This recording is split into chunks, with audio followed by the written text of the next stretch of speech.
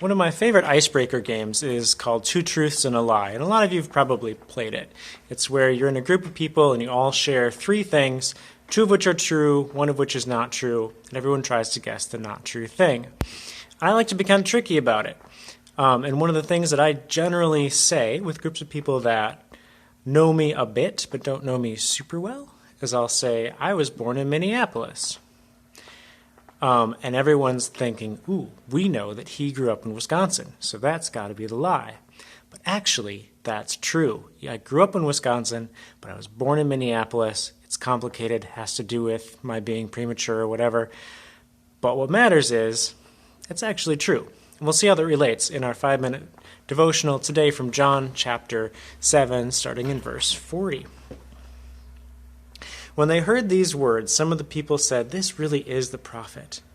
Others said, "This is the Christ." But some said, "Is the Christ to come from Galilee? Has not the Scripture said that Christ comes from the offspring of David and comes from Bethlehem, the village where David was?" So there was a division among the people over him. Some of them wanted to arrest him, but no one laid hands on him.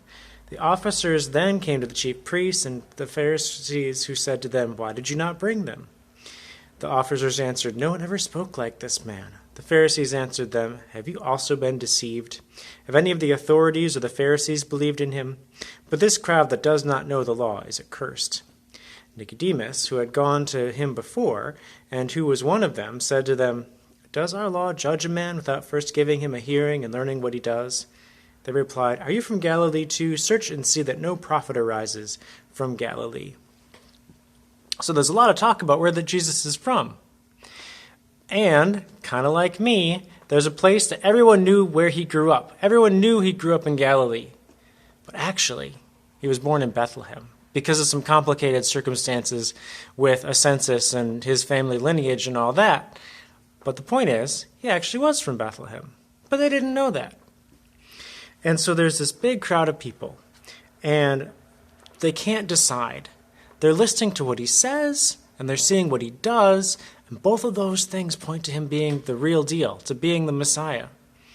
But they also know this famous prophecy from Micah 5:2, that the Messiah was supposed to come from the specific town of Bethlehem. And they think that he doesn't, even though he did. So it's even getting to the religious authorities, which we've been seeing. They're not necessarily happy with him for like healing on the Sabbath and the fact that he doesn't look like the kind of Messiah necessarily that they thought he would look like.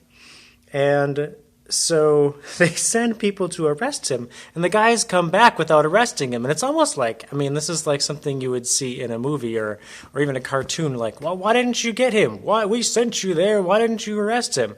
They're like, but he spoke so well. The things he said, they were amazing. We haven't heard anything like this. And then they get mad at him. We're like, well, so you believe him too, huh? Look.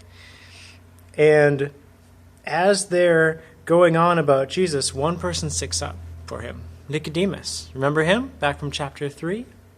Came to Jesus by night and had this conversation that's looks like building some sort of a change in him, where he's thinking about Jesus, and he defends Jesus to the rest of the leaders, saying, well, shouldn't we at least listen to what he has to say?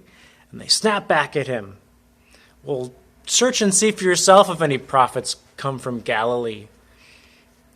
Well, they're saying look at the scriptures to see if you can find any prophets that come from Galilee, implying that there aren't any, forgetting about Jonah and Hosea, who happen to come from that region.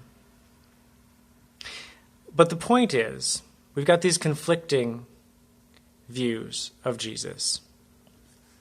And hey, down to this day, people are conflicted about Jesus.